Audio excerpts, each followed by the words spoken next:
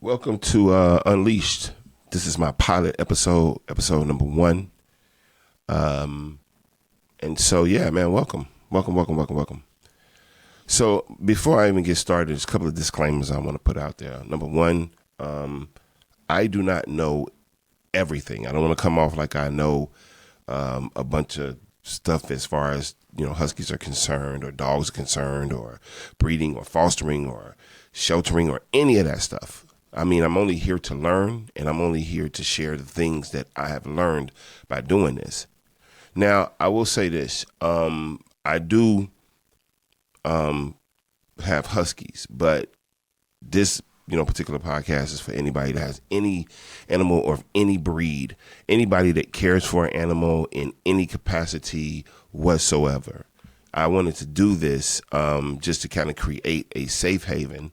And even for me, just to sit up and kind of, pose certain questions so I can learn certain things, and I want to give you kind of a journey of how I started and how I ended up where I'm at right now. And we're going to get into all of that as this whole series goes, because it's a series.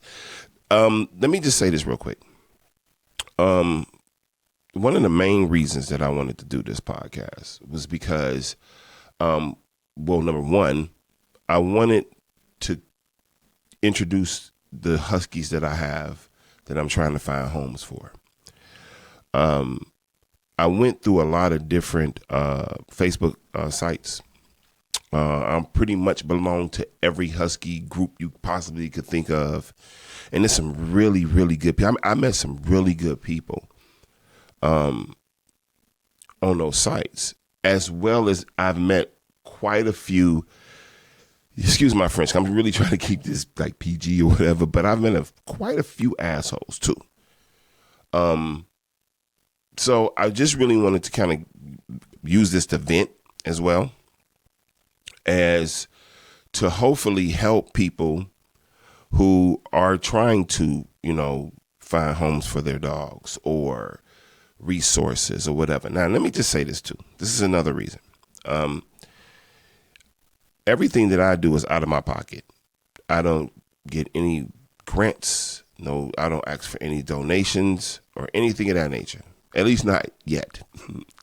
But what I did do was to create an SD store, a print-on-demand store,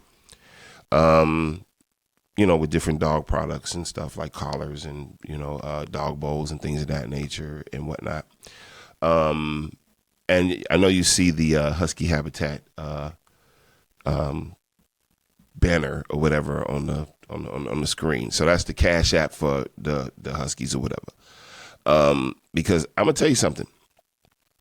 I'm gonna give you my whole story. I'm definitely gonna give you my whole story. But I just want to say that I wish I had went and got a mentor. Anybody that's thinking about breeding or fostering or anything to do with animals whatsoever, I would strongly suggest that you get you a mentor. Me, I just kind of jumped into it. I'm the kind of guy that runs into the burning building. And then once I get in there, I'm like, oh, the building's burning. Right. So, I really wanted to create this so I could learn from you guys, people out there, give you my journey as to how I started, why I started, and also to help as much as I possibly can. Like I said, as I tell my story, you'll hopefully kind of understand, where I'm at, because I've been going nonstop since 2020, and I haven't had a break, none whatsoever. And we'll get into all of that as well. But there are a lot of people that I've come across that do rescue. A lot of people that works in shelters and whatever. So once I go into the breeding aspect of this, which is how I started, I'm pretty sure I'm going to get a lot of backlash or whatever. And you shouldn't breed. What's the term? Adopt, don't shop. And I get that. I have a couple of questions as far as that is concerned as well. I'm like I said, once again, I'm only here to teach as much as I know, which is not much, and to learn as much as I possibly can.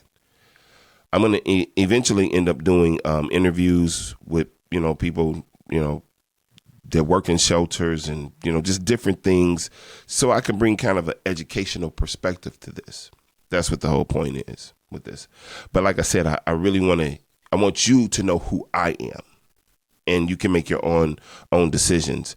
And because I've had a lot of people tell me who I am, especially when it comes to breeding. I'm only in it for the money, and I'm a backyard. But I didn't even know what a backyard breeder was. I had to look it up because I really did not know what that was. I had no clue.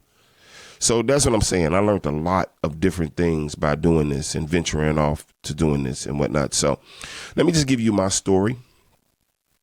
And so you can kind of understand where I'm at and how I started and what my mentality is and all of that. So I saw the movie Snow Dogs. Have y'all seen the movie Snow Dogs with Cuba Gooding with all the Huskies? So the minute that I saw that movie and I'm watching them dogs, I was like, my God, these are some beautiful animals. Like, because me personally, I like wolves. I've always been prone to wolves. And then come to find out that they're not my spirit animal.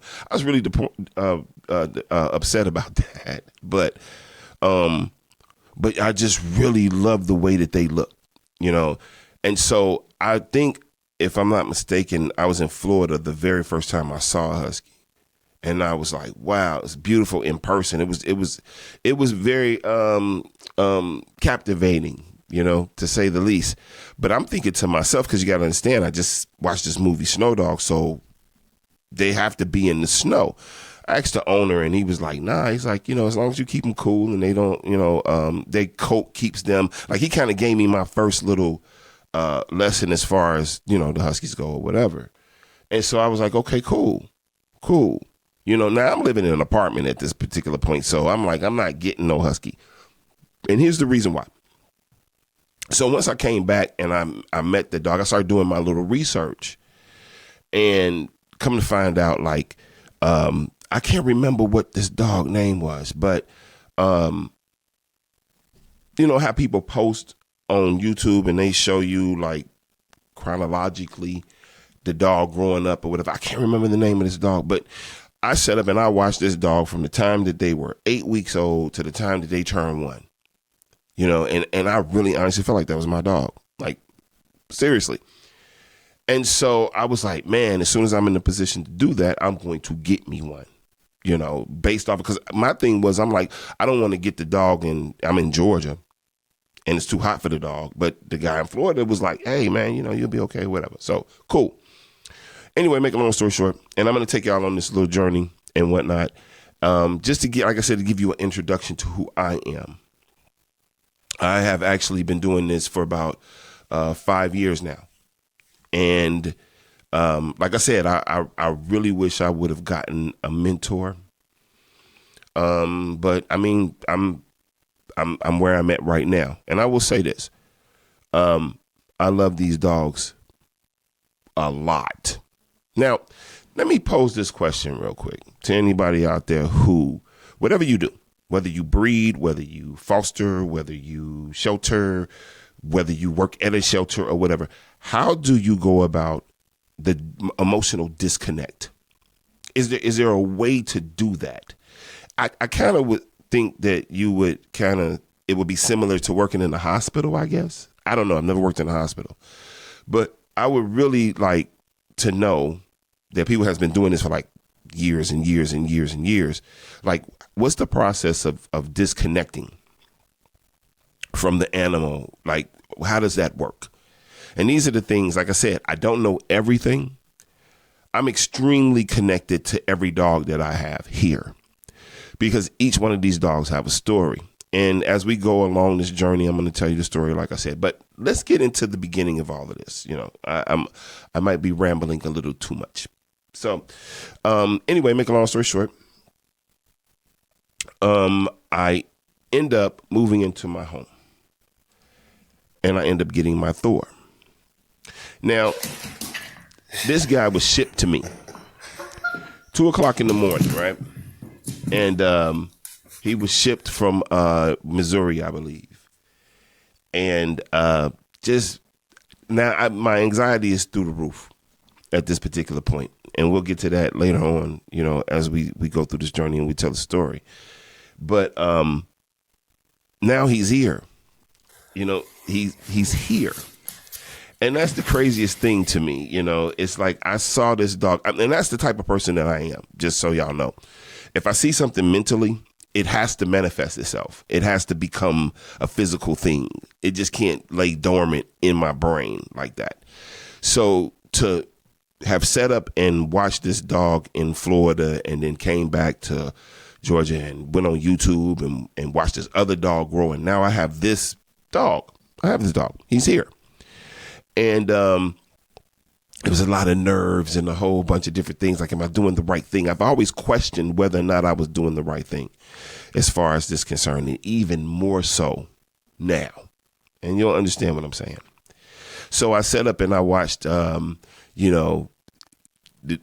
different temperaments and this, that, and the other. And I always wondered whether or not, my dog would talk, because all Huskies don't talk. They howl, but they all don't talk.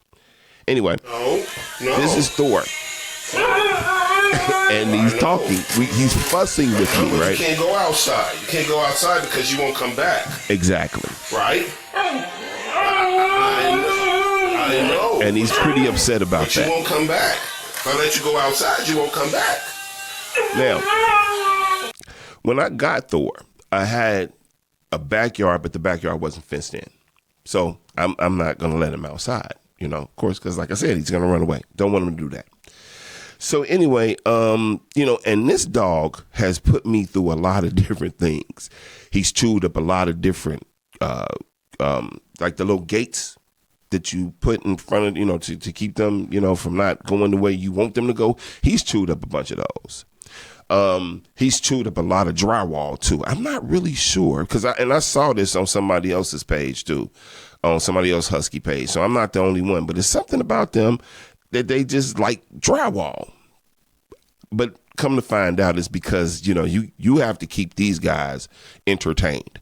You have to keep these guys doing something, because if you do not keep them doing something, hey, they going to find something to do, and it's probably going to result in your shoes or your drywall, in my case, or whatever, being tore up. This guy, and I had this on video, and I was going to share this with y'all, but I was very irate. I was cussing a lot, and I didn't want to put this out there like that. But he locked me out my house. He literally jumped up and he locked me out my house and was looking at me through the window. And it's Labor Day, and I have a cowboy steak on the stove.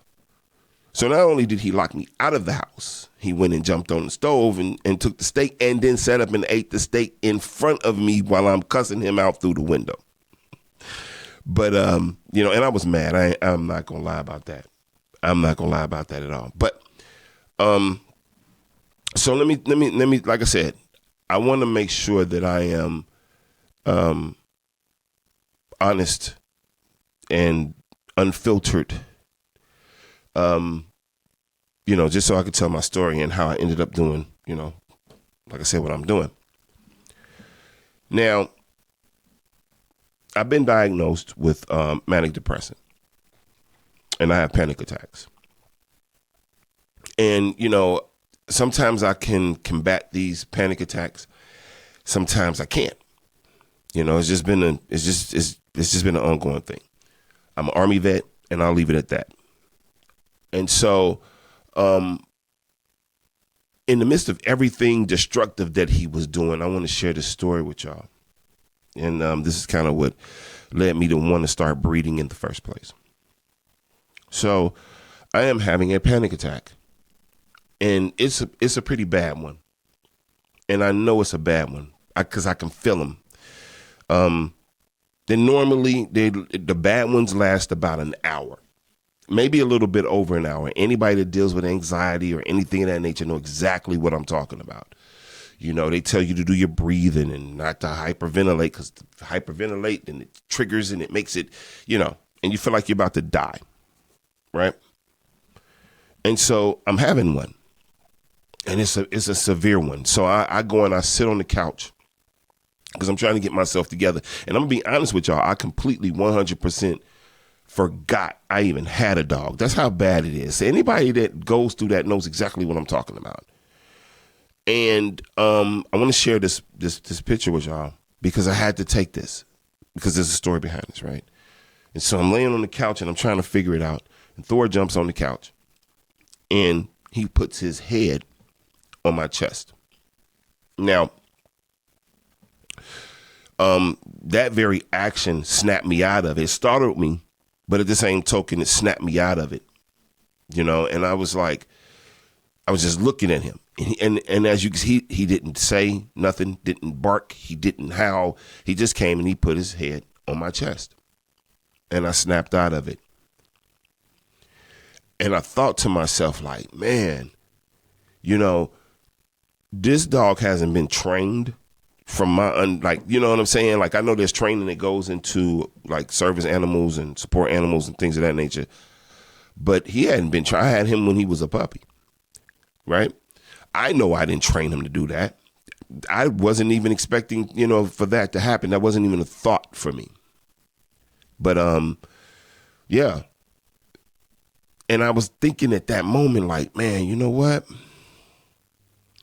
I wonder how many other people that this would be beneficial for. Because I had heard about service animals or support animals or whatever, but I've never experienced that myself. And so I'm like, man, you know, I wonder if that would be something that I can do. You know, if I was able to, but if I was able to, you know, facilitate that for somebody else, maybe that's my calling. It's kind of what I was looking at, you know.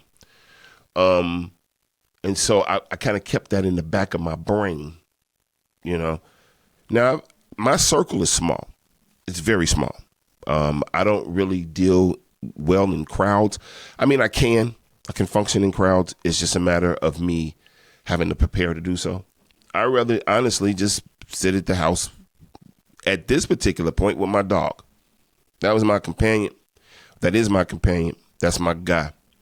Even to this day, he has to know exactly where I'm at, just in case that particular incident should happen again. And I love that about him. But anyway, I'll finally get the gate put up. So now Thor can go outside and he can run, he can do all this other stuff and this, that, and the other. And I was sitting out there one day and I was looking at him. And now the little research that I did do, I do understand that these guys are pack dogs, right? I understand that. So I wanted to get him a companion. So I ended up, now, before I go into this, let me just say this real quick. Because remember, I made the snow dog reference, right? Now, I've always wanted multiple Huskies, at least 3 at this particular point. I wanted 1 boy, 2 girls. Right? So there were people that was coming over from people that I knew that they knew, and this and the other was like, yo, you know, your dogs are beautiful. Your dog is beautiful, blah, blah, blah. I would love to get a Husky. And, you know, and I'm like, all right, I'll keep that in mind. On top of the fact of what it was that I wanted to do for veterans or people with mental illness or things of that nature. And also, Thor needs a companion, right? And I've always wanted a brown dog, like the rust color Husky, because those dogs are absolutely gorgeous to me. But anyway, I'm sitting outside and I'm watching Thor run through the yard. And he looks like he's the loneliest dog in the world or whatever. I come in the house. I go on Facebook, just looking on Facebook, and I see a Husky. And I'm like, oh, I went and got her the next day. So this is Storm. This is my baby Storm. And I drove 2 hours to get her. And it was a very interesting process in the sense that I was very conscious of like, you go and you take a dog away from an environment. I was already on that because you got to understand, Thor was shipped to me. I didn't have to go get Thor. So I don't know what separation anxiety he may have had or whatever. All I know is he showed up at 2:00 in the morning and I picked him up. See, Storm was a little bit different because I went to go get Storm, and Storm was with her siblings and her mom and her dad. And she actually was on a farm with pigs and horses and all kinds of stuff. So I was always conscious of like, I don't know how this is going to work. She's going to, I know what I went through with Thor. Is she going to be any different or whatever the case may be? But anyway, it just so happened that I had Thor in the car the day before. And I remember putting her in the car. And once I put her in the car, she sniffed around. And I like to think that she smelled Thor and was like, oh, there's another dog around here, so I'm cool. Right. And so, yeah, that's what that was. So once I brought her here,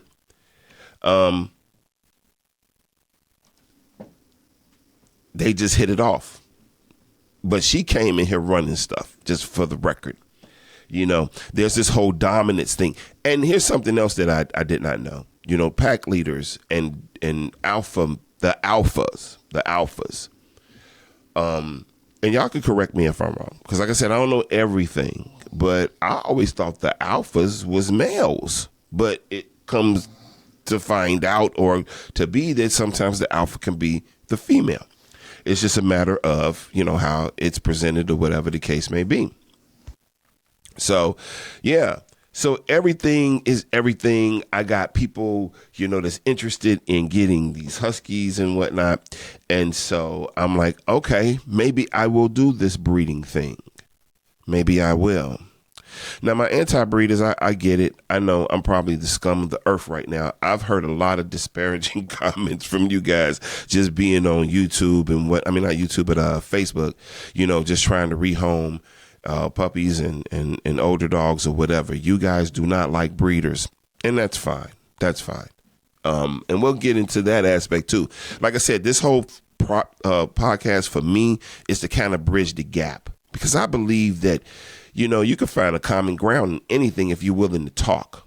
Now, if you want to sit behind the internet or keyboard or whatever and say whatever you want to say, well, then, hey, that's up to you. That's fine. Because everybody, has to have a voice, I guess. But if you want to have an intelligent conversation, if you want to teach me or anybody, that don't know what you know, then do that. There's a way to do that, And like I said, I've seen a lot of people just, say some really just unnecessary stuff.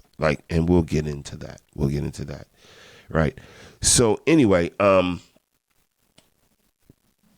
like, okay, I'm going to do the breeding thing because I got people lined up and I really want to pursue this veterans support thing. I would love to breed animals for the sole purpose of them to go to, veterans or even people with mental issues. Right. So I watched Storm grow. Storm is turning 1. Now here's another thing too. Heat cycles. Storm had her first heat cycle when at 7 months. Now, from my research, they say that, you should not breed a dog off of her first heat, which I did not do. But then there are some people who say, hey, you can breed a dog as soon as she come into heat. And that is the whole, misinformation or information or, pros and cons or yin and yang or whatever it is that me personally, I was like, no, because I didn't think her body was developed enough to carry puppies and I didn't want to put her at risk. So I waited for her first heat. And then, so this particular image that you see right here, she had just turned a year and she hadn't had her cycle yet. Okay. So anyway, she has a cycle. And this is the first litter. Let me tell y'all something about this litter real quick, or just the experience of it. And I'm not trying to get mushy or, whatever, but it was a really beautiful experience. And the reason why I say that is because Storm, I had Storm when she was a baby. And so for her to have babies, and there's no Lamaze classes for dogs. There's no, this is what you do and breathing or whatever. So to watch them just take to that and be like, didn't know what to do. I'm there and I'm sitting there. I had a picture of this. I was going to put it up, but maybe I will at some time.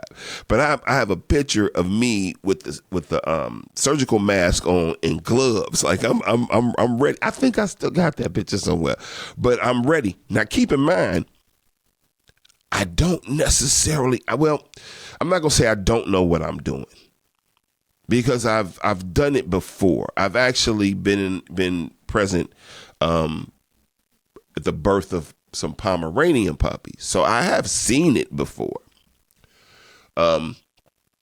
So I was just like, kind of trying to remember what it was that I did at that point or whatever the case may be. But anyway, she had her puppies, and it was a beautiful thing. It was a very beautiful thing. And those puppies went. Everybody that I had lined up, they came. And I know exactly where every last one of those puppies are to this day. And I kind of pride myself on that. And every puppy that left Husky Habitat Kennels was vet checked. They were dewormed. They were, they had all their tests, the AKC registered, because I'm like, I want to do this the right way. All right. So,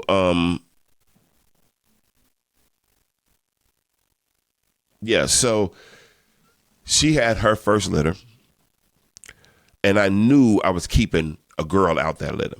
And it just so happened that like all the dogs are gone. The only one that's left is a boy. And he was supposed to go to a friend of mine in Indiana, but it kind of fell through or whatever. And so I kept him. And so that was my 4. And these are the marvels. So you got Thanos, Thor, Shuri, and Storm. These are the 4 that I had planned on keeping, or that I kept, that I have. I wasn't doing any other thing other than that. And my plan was to take a break. I'm going to take a break just to assess what happened.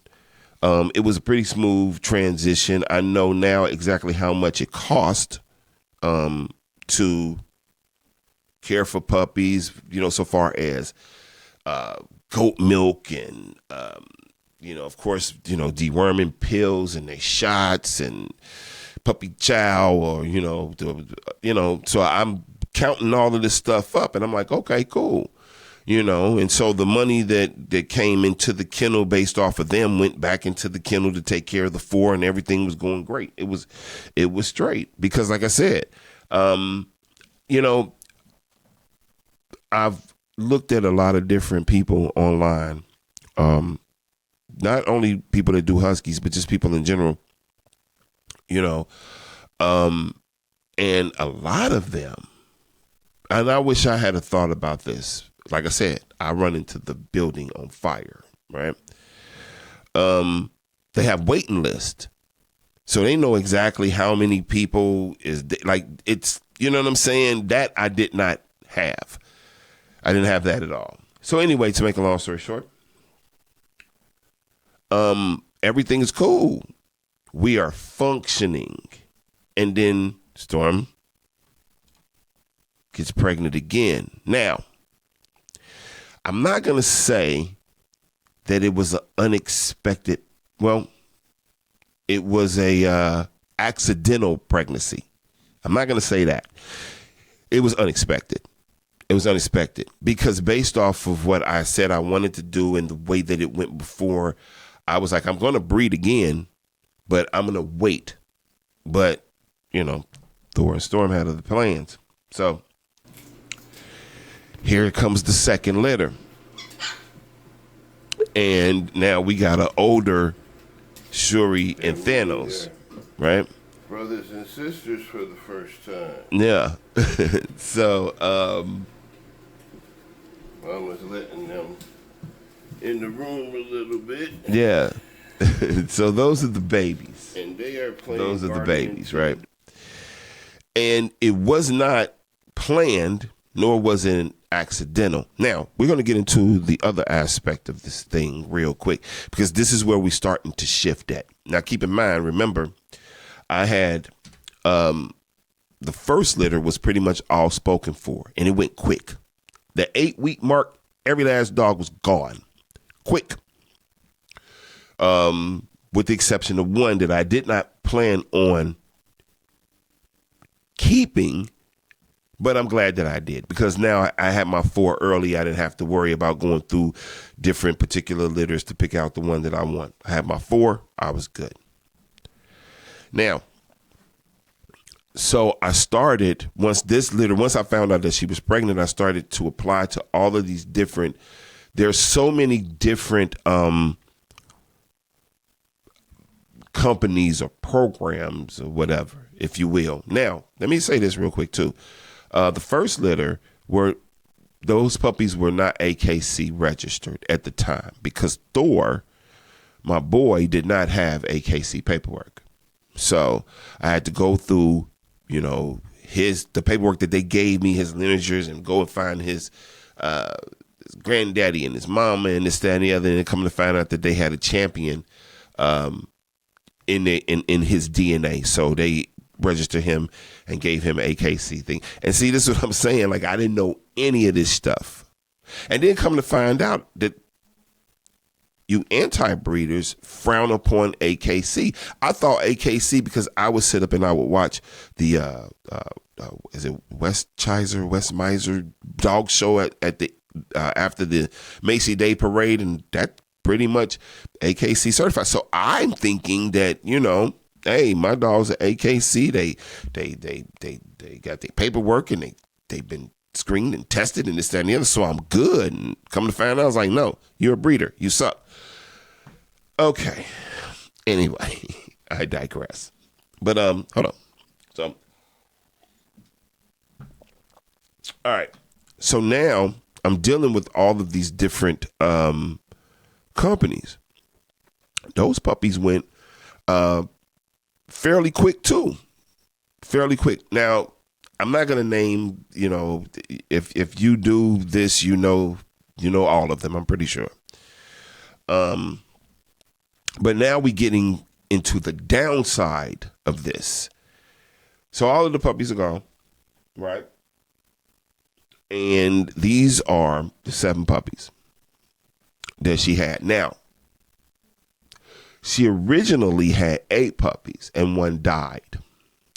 When I tell y'all, the emotional strain that caused, and I'm thinking to myself, like, what did I do wrong? What I should have did X, Y, and Z, and I didn't know or understand. I had to call somebody who's been doing this a lot longer than me, and they were basically like, yeah, once a dog has a certain amount of puppies, that you got to watch them all, because there's a potential of that dog passing away, not eating enough, or stillbirth, and a whole host of other stuff that goes with this. 'Cause you got to understand, the first litter went perfect, like clockwork, from the birth, from the delivery to the time that they opened their eyes to the time that they left. There was no issues. There was no problem. They were all healthy. And so it's like, okay, yeah, but I wasn't aware that stuff could go wrong. Should have been, but wasn't. So when that puppy died, man, let me tell you something. It destroyed me for a minute. It really did.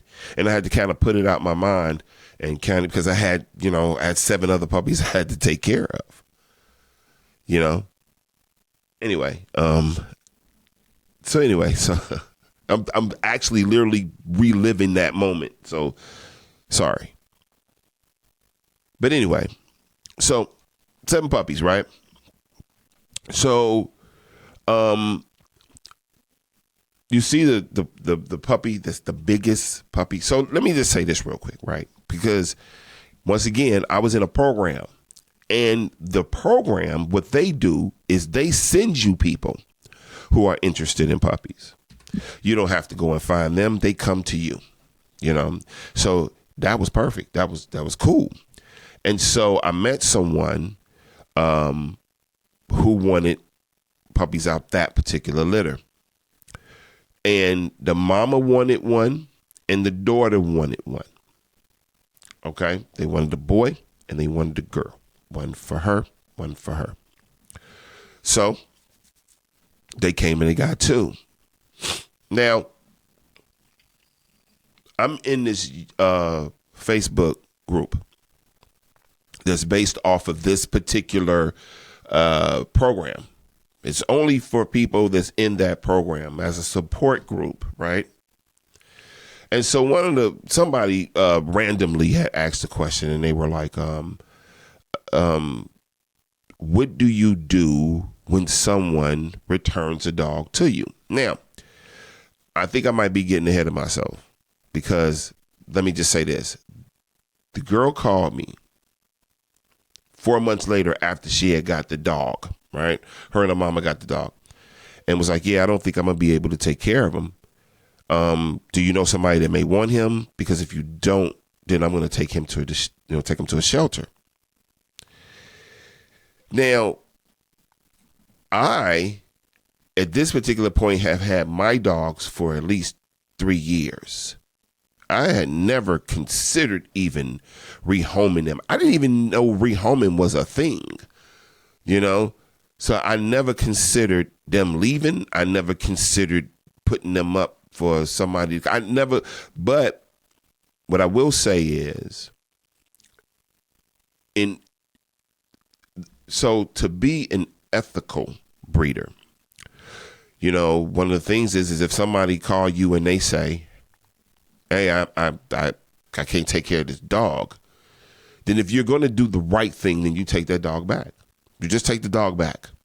If you're trying to do the right thing, right?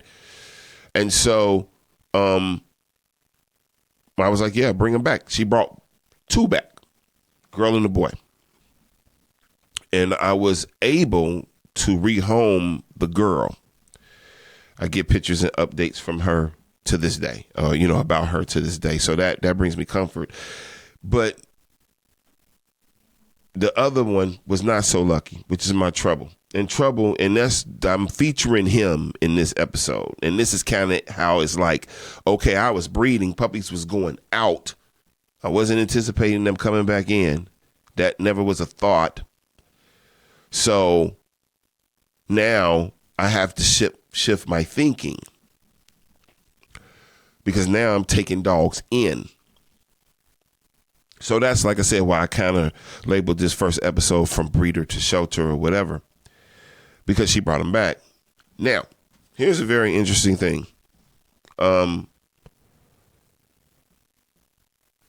understand the psychological damage that's done when you return a dog or you send a dog somewhere, if it's not done the right way. If you are rehoming a dog, what I come to realize, like from what I'm understanding, it's got to be the right person, which is the reason why I still have 5 dogs to this day. It's not that people didn't want them. The right people didn't want them. My dogs are in the cage. If you've seen the promo, they're only in the cage 2 times out the whole day. When they go to bed, when they take a nap.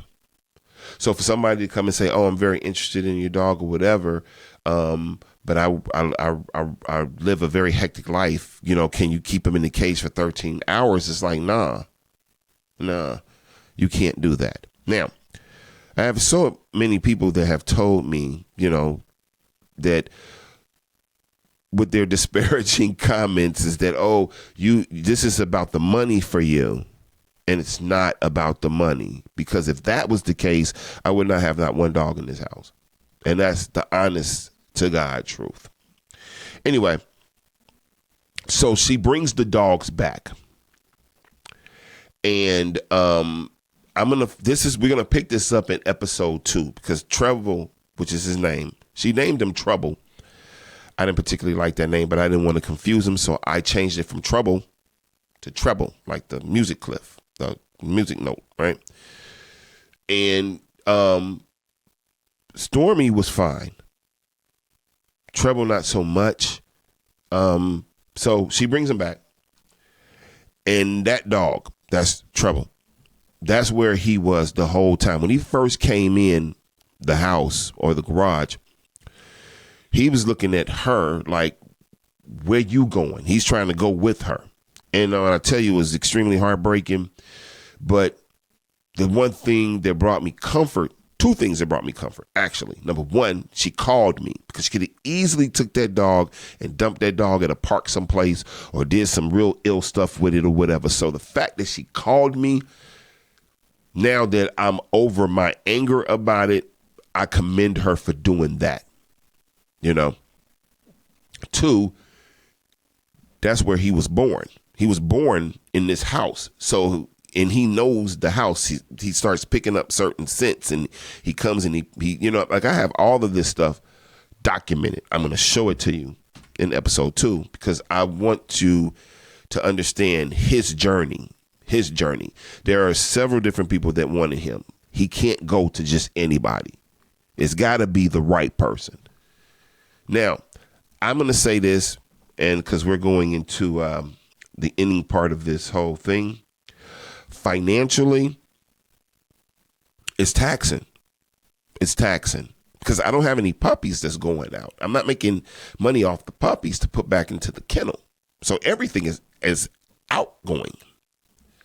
And so, you know, I've had people, you know, and you know, I'm doing this, you know, I have a friend that comes over and help me, and God bless her, man, for real, seriously, you know, but for the most part, it's just me every day from 5, you know what I'm saying, to 8 o'clock nonstop every day.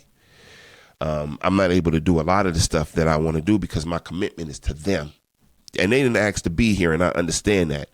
But I've had a lot of people that set up and say, hey, you know, why don't you just go ahead and take them to a shelter? And my thing is, why would I take them someplace that those people are going to do or attempt to do the very thing that I'm trying to do? What I lack is resources and knowledge about certain things. I've watched a lot of different Husky rescue people, and my heart goes out to them. I really wish I could donate to them, but I'm in my own sinking ship. Hopefully, eventually, I would be able to do that. Because like I said, you know, once I find homes for these 5, I'm going to take me a break and assess what I'm supposed to do next. Maybe I'm supposed to do fostering. Maybe I'm supposed to do rescue and shelter. Do I go back into the breeding thing and go back and pair these particular animals with veterans and people, you know, who have mental issues? Is that the way I'm supposed to go? But I really honestly don't know because I've been going nonstop for the last 5 years.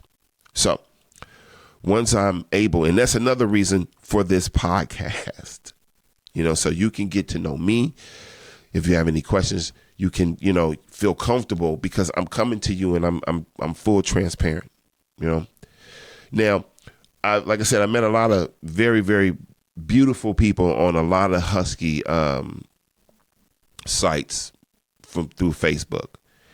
I met one lady, and she's going to be on the show, and I'm going to introduce her properly when she's on the show. But she went to my Facebook and she was like, I see what you do, and I could tell that you really care about these dogs and this, that, and the other, and you love these dogs. So anything that I can do to help you, you know, I would be more than willing to help you, this, that, and the other. And she was like, have you ever thought about asking for donations?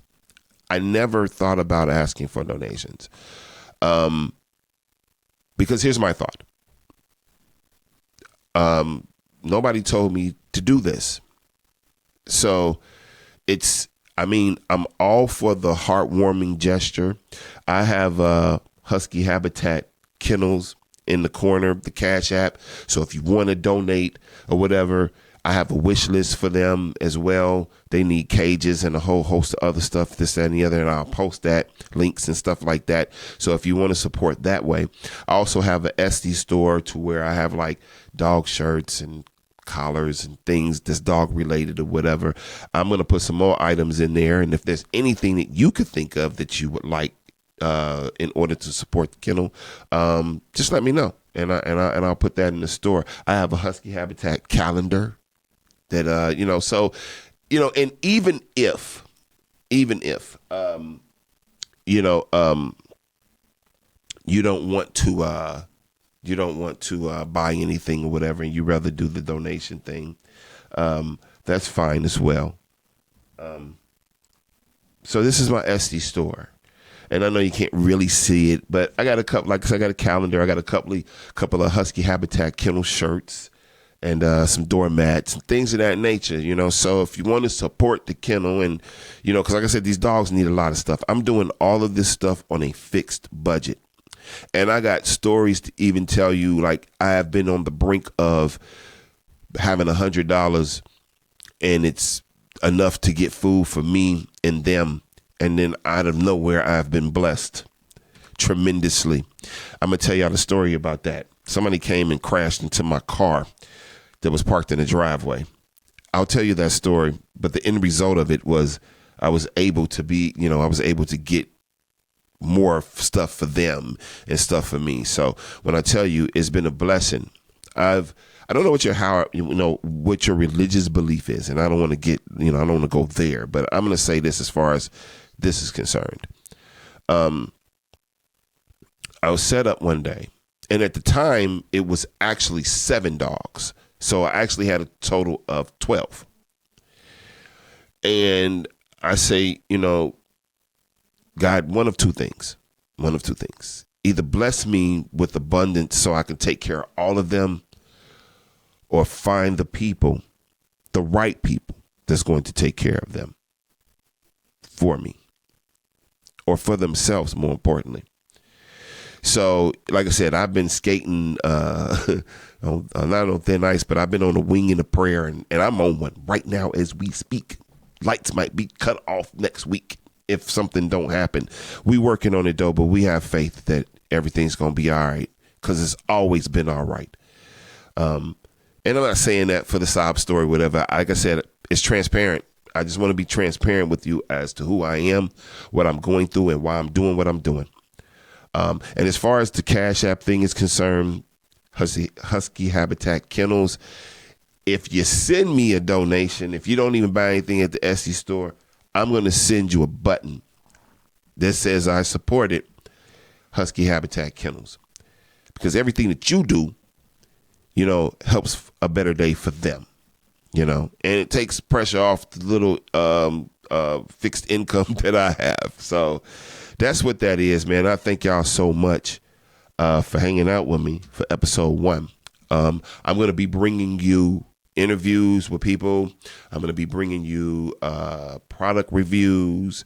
I have gotten to the point now to where I have to cook for them. I already cook for them, but I'm talking about so far as treats. So I've been looking into, there's a whole dog recipe group on Facebook with all these different recipes for dogs. So I'm going to do a couple of those, just kind of put that information out. If you want to reach me, you can reach me at Husky Habitat Kennels. All you got to do is Google it. You can reach me. Everything's Husky Habitat Kennels, from Google to everywhere. Facebook, Instagram, TikTok, and even on the website. So I thank y'all so much, man. And I will see y'all. And we're going to pick up on the story of